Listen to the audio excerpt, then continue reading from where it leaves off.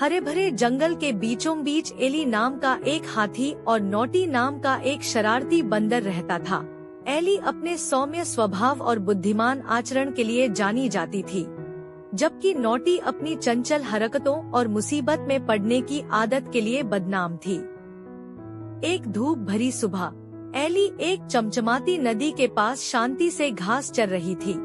तभी उसने पेड़ों के बीच से नोटी की शरारती हंसी की आवाज सुनी। चिंतित होकर वह ध्वनि के स्रोत की ओर लपकी। उसने देखा कि नोटी एक बेल से दूसरी बेल पर झूल रहा है, अन्य जानवरों को चिढ़ा रहा है। नोटी, तुम अब क्या कर रहे हो? एली ने धीरे से अपनी सूंड हिलाते हुए। नोटी शरारत से मुस्कुराया। ओह, बस कुछ मजा आ रहा है। एली, मेरे साथ जुड़ने की परवाह करो। एली ने हंसते हुए अपना सिर हिलाया। मुझे लगता है कि मैं मौजमस्ती के आपके विचार को आगे बढ़ाऊंगा नोटी, लेकिन याद रखें, बड़े मजे के साथ बड़ी जिम्मेदारी भी आती है। सावधान रहें कि कोई नुकसान न हो। नोटी ने चंचलता से अपनी आंखें घुमाईं। ओह एली, तुम बहुत ज्यादा चिंता करती हो। कुछ भी गलत नहीं हो सकता।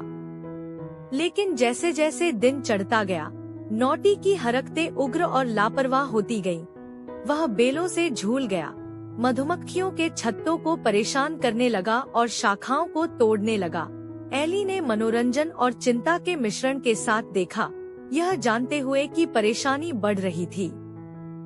निश्चित रूप से जैसे ही नोटी एक विशेष रूप से मजबूत शाखा से झूला, उसने अचानक शाखा छोड़ दिया, जिससे वह नीचे जमीन पर गिर गया। एली आगे बढ़ी। उसका विशाल रूप नोटी को नुकसान से बचा रहा था, क्योंकि वे नरम अंडरब्रश में दुर्घटनाग्रस्त हो गए। नोटी, क्या तुम ठीक हो? एली ने पूछा। उसकी आंखें चिंता से भर गईं। नोटी अपने दुखते सिर को रगड़ते हुए करा उठा। मुझे ऐसा लगता है एली, आपका धन्यवाद। जैसे ही नोटी ने अपने घावों को सहलाया, एली ने उसे धीरे से चेतावनी दी।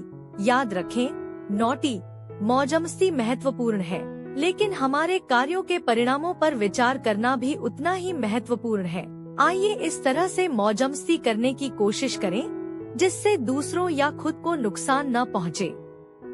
एली के शब्दों में समझदारी का एहसास करते हुए नोटी ने संकोच पूर्वक सिर हिलाया। उस दिन के बाद से वह अभी भी अपनी चंचल हरकतों का आनंद लेता था, लेकिन उसने जंगल और उसके निवासियों पर पड़ने वाले प्रभाव के प्रति अधिक सचेत रहना सुनिश्चित किया। और एली हमेशा वहाँ थी, अपनी कोमल बुद्धि और अटूट दयालुता से उसका मार्गदर्शन करती थी। उसे उस विशाल और चमत्कारिक जंगल में मौजमस्ती और जिम्मेदारी का सही अर्थ सिखाती थी, जिसे वे अपना घर कहते थे।